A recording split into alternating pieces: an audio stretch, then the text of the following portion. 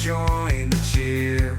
Hiker Brewing is where we chat, 'cause it's where good beers are at. Support it. Hey mate, welcome to this episode of Pour It Out. How are you going, Very mate? good. What number are you up to? We're up to 54. 54. Yeah, nice. Oh, there you go. Getting through it. We've been, well, our annual anniversary was way back in March, but we've skipped a few episodes here and there due to holiday, like Christmas and Yeah, stuff like that. Yeah, nice. illness and Yeah. bad Yeah. equipment recording. We had the echoes, so Totally. yeah.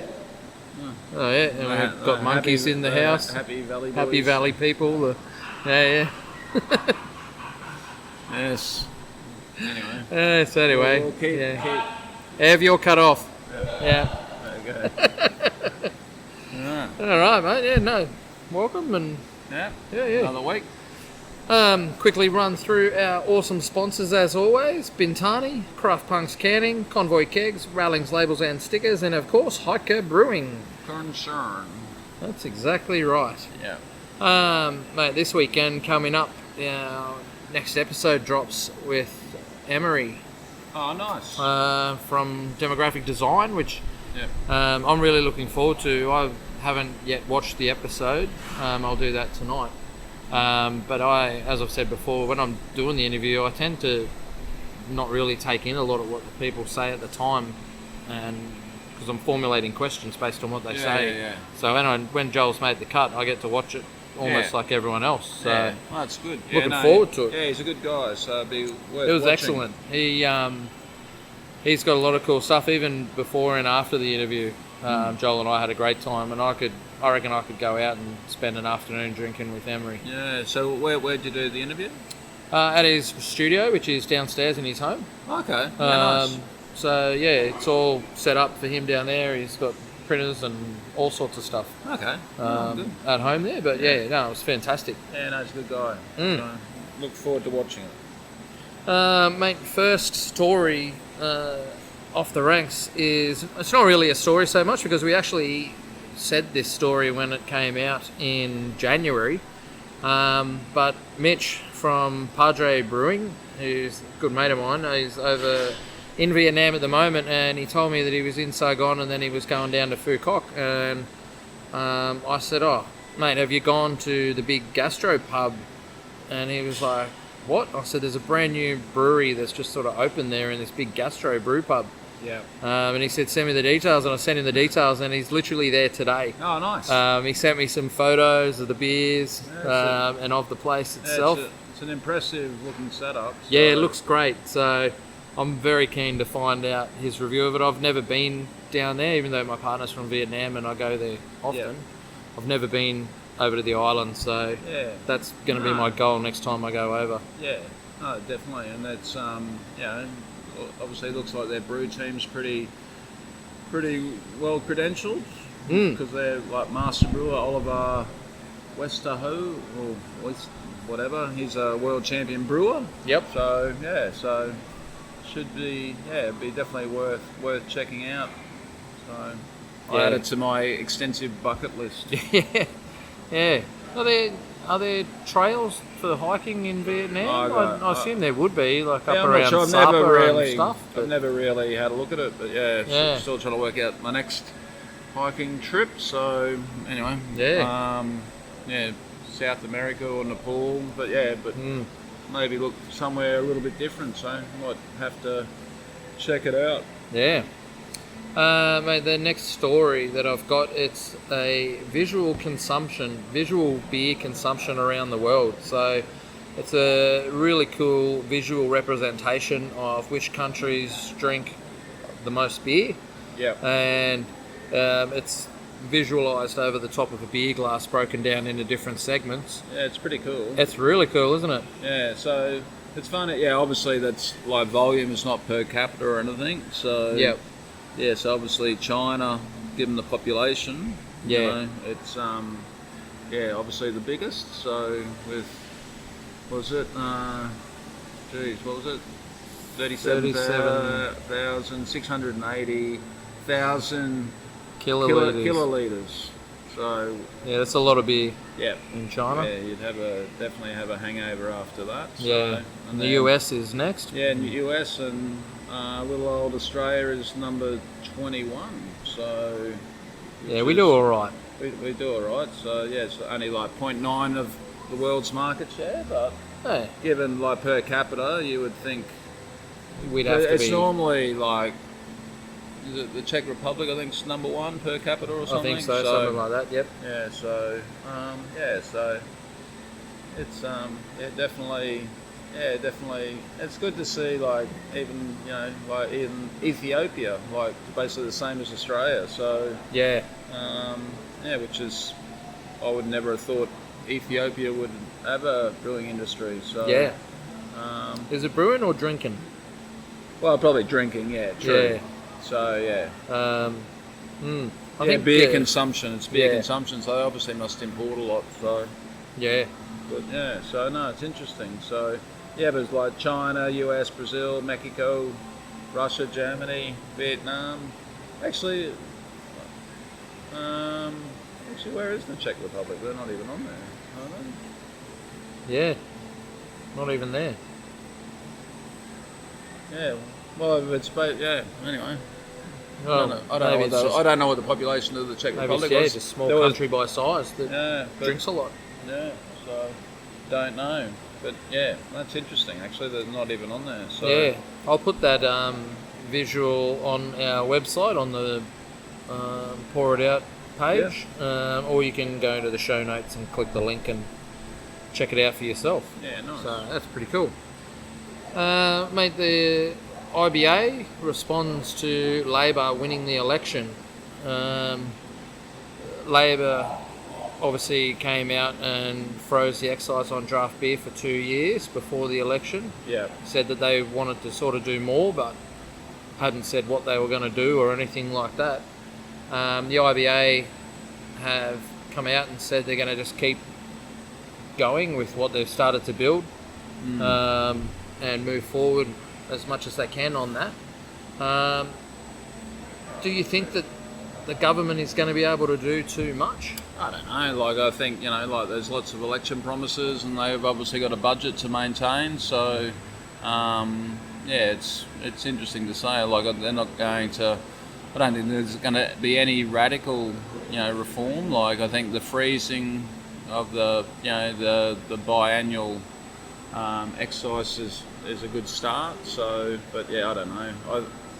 I wonder who would oppose it. I know we've got an opposition in government, but it's pretty small at the moment with Labor winning the majority. But what sort of, if this was on their agenda, I think it's more just, I don't think there'd be just a too money many. thing. It's just, it's a money thing. It's just like, they should probably, it all comes down to tax, doesn't it? Like, tax to do other things, like you think about, like tobacco and stuff like that, the amount, they should like ban cigarettes, but yeah, it all comes down to tax dollars, so they're not going to make too many changes. Well, they need that money for other things. Yeah, exactly. So So I think there'll be tweaks around the edges, and I think that's it. But I think the whole thing is really, in my view, alcohol is alcohol. So it should be the same regime for wine versus beer versus spirits. But yeah, just it doesn't seem to be the thing. And obviously, the wine industry's got a Wine Australia, a good lobby group, and also there's a vested interest because wine is a pretty substantial export market, whereas the Australian, like beer doesn't really travel. So we're a bit hamstrung in regards to that. But saying that, but I think also like wineries, there's beer tourism, which is like we get people through our doors all the time who are from other countries that have researched and found about us, even not just from other countries, other states. Quite often, like I think beer tourism has its place, but it hasn't really been Yeah, market it too much. there's probably a blip on the, Compared to wine. just a blip in regards to like the turnover generated from that. Whereas, like it's quantifiable in regards to how much wine's being sent overseas and things like that. So Yeah. I don't know. I think that's just more of a mature market too. Like beer's becoming more mature, or craft beer. But wine's been around for a long time, and I think they got on the front foot early. So Do you think that with wine being tied to agricultural industry and beer being tied to manufacturing, that has much of a difference as well? yeah, possibly, yeah. But I think, I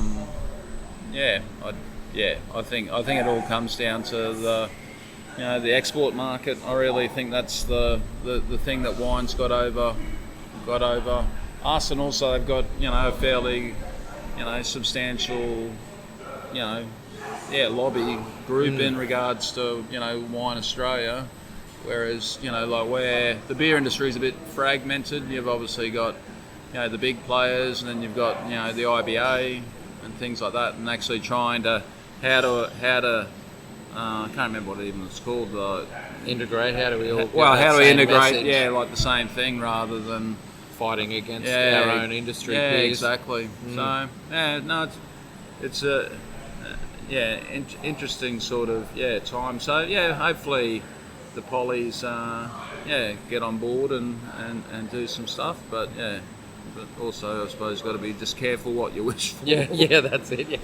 Yeah, they might come in with things we don't want. Exactly. Yeah. So, but anyway, at least there's something happening, and like I think now at least for the IBA they've I can't see Labor getting they've got such a majority now. Like it's going to take at least 2 election cycles for the coalition to knock them off their perch. So it gives a good clear 6-year runway of strategy in regards to really focusing on. Yeah, well, if they can some... come in and deliver on a lot of what their promises of what people voted for.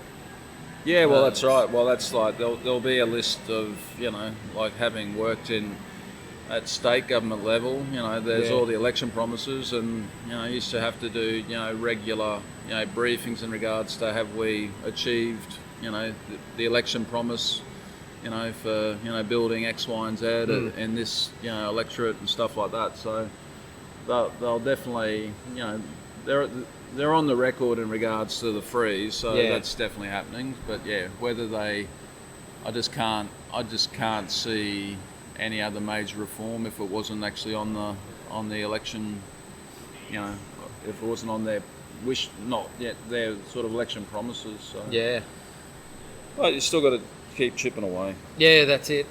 Now, mate, I know you're not a huge Formula One fan. You're not even a low Formula One fan. You're just not a Formula One fan at all. Yeah. But you know who Daniel Ricciardo is, I'm of sure. Course. So there was a Non-Alc beer brand from Melbourne that has come out and is offering Daniel Ricciardo 20% stake in their business to be the face of their campaign.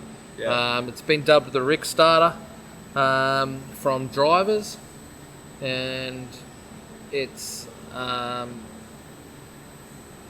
video that is really, because they've gone for Daniel Ricciardo, that's pretty much the only reason that this is getting any airplay.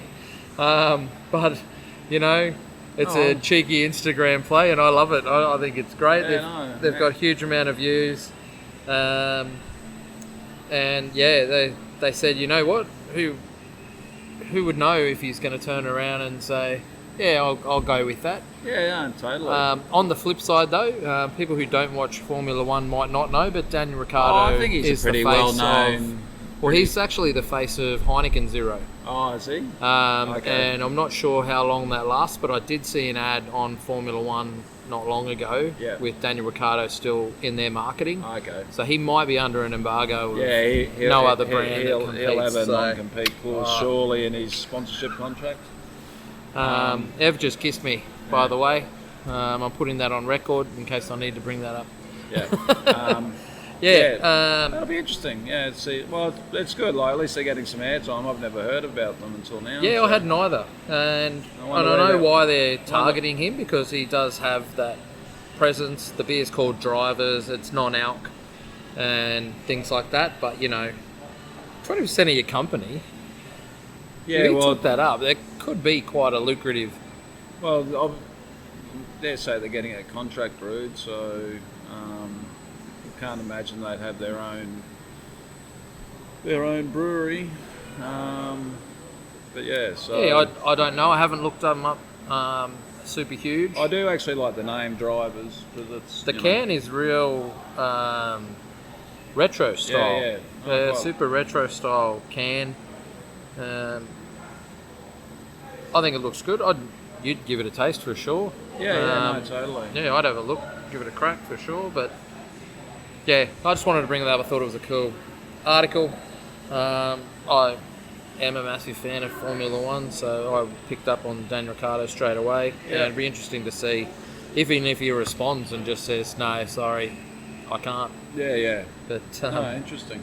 yeah, but I'm pretty sure he'd be aware that well, if he definitely- responded, the publicity for Yeah, them well, alone 20% because like if they've got no material, like if they're contract brewing, it's like their assets would be pretty low, and that's mean like to give away 20% of your business to for like the publicity they're getting. Yeah. It's probably not. Well, he also has a wine series Yeah. that he does, a red wine that he does with a winery in WA. So yeah, he's involved not just with non-alc but alcohol as well. And I must say his wines taste excellent. So Nice.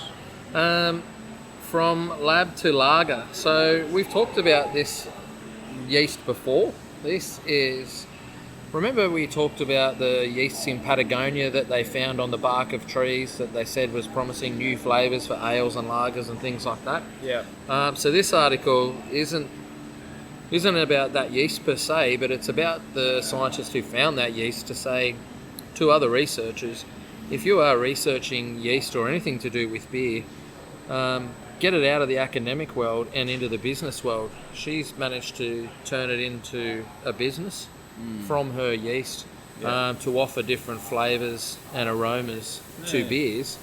And it might, it doesn't mean that you're not following your science background, but also that you get to offer a lot of these things to the public as well. They get to experience it.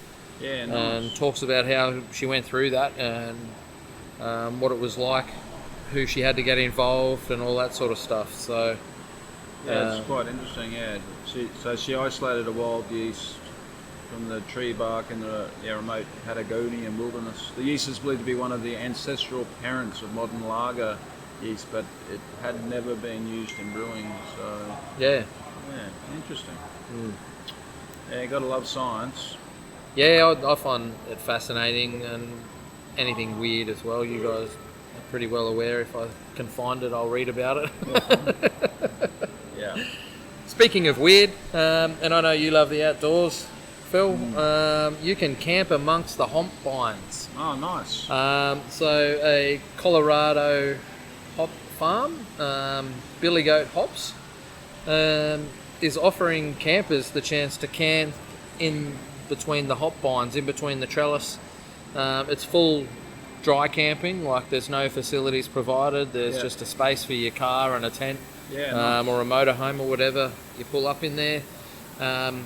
Some of the pictures look like the hops have been harvested. It doesn't look that exciting. I'm about to say, it looks like it's just you camp between a few poles and some string. That's right. I'm sure it'd be lovely, like when the hops are there, it would be fantastic. So, I think they probably needed some better, better shots. Yeah.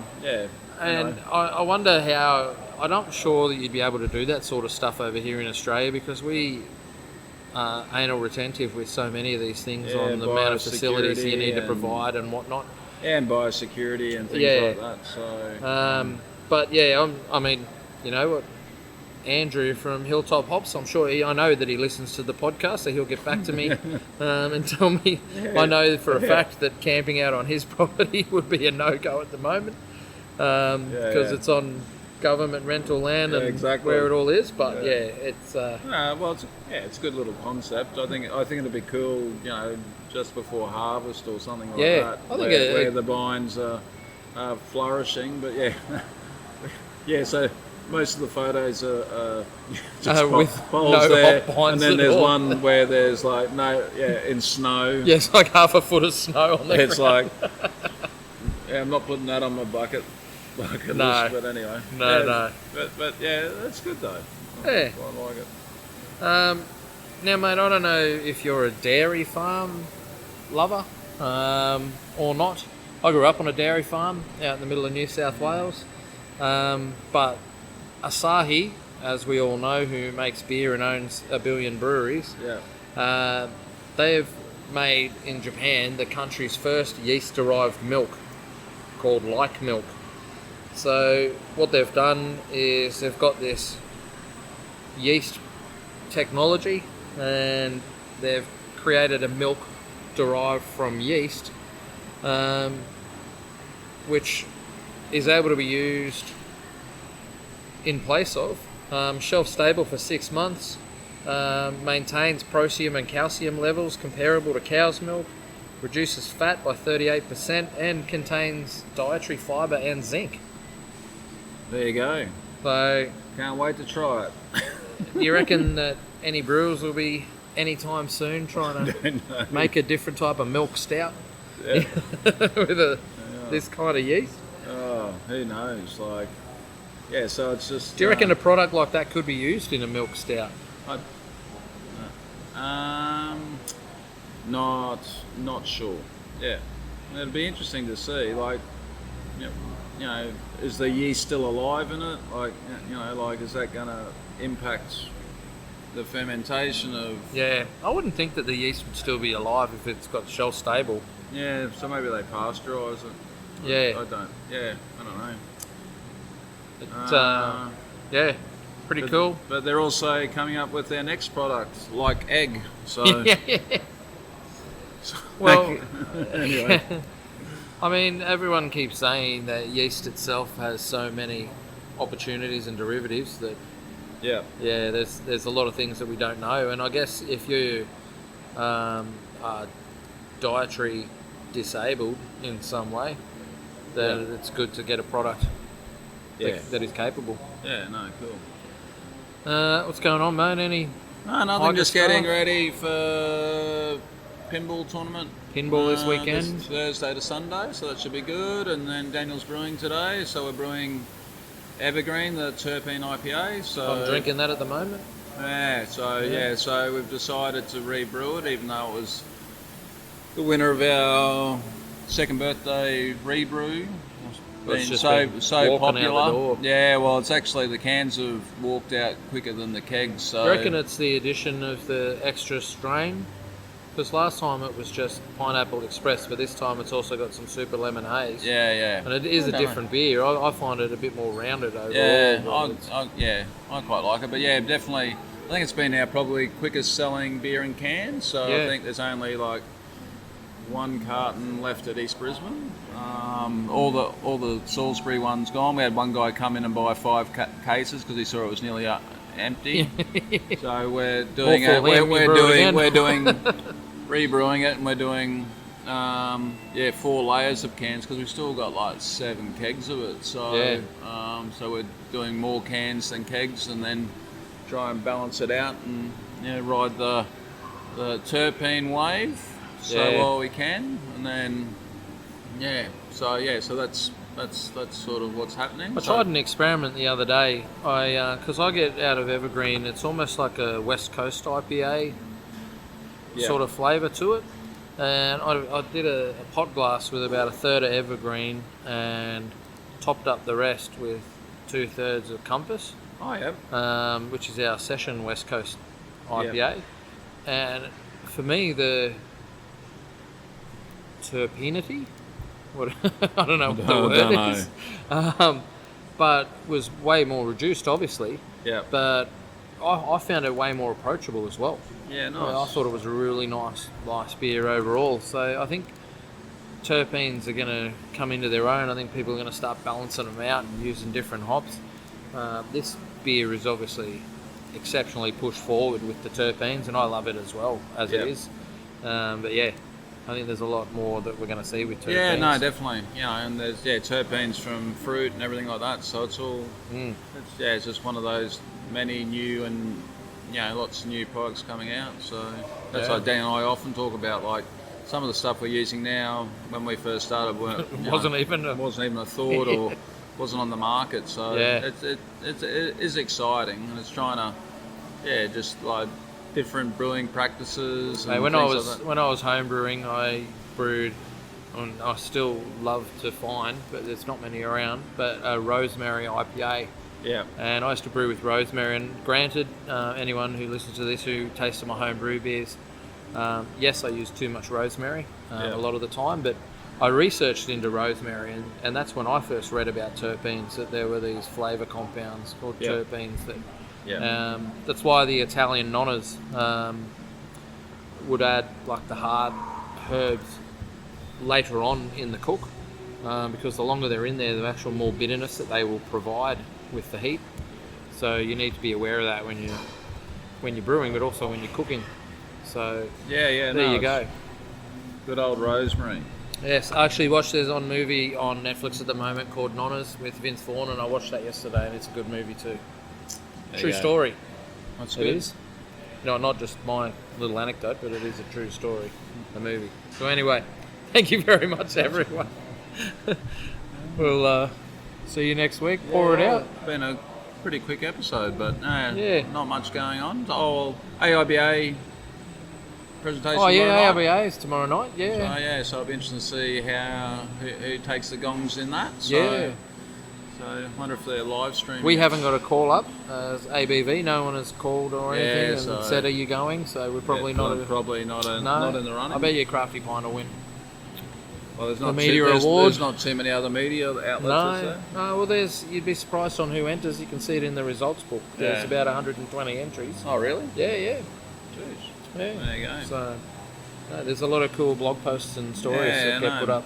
So But I wish all the breweries that we know and love all the best. Good luck, and everyone who entered, even at least to score a medal. Yeah, totally. So, but I know, see what happens. That's right. But probably China will probably take the gong. There's a lot of beers in it. A lot of beers. Talking to a couple of people that were down there stewarding. So lots of beers from China. Yes. All right. Thanks, man. That's right. All right. Pour it out. Yeah, take a hike and catch you next week. When you're at the battle, explode it out. Happy with the mic and chatting news on all things beer. Joined by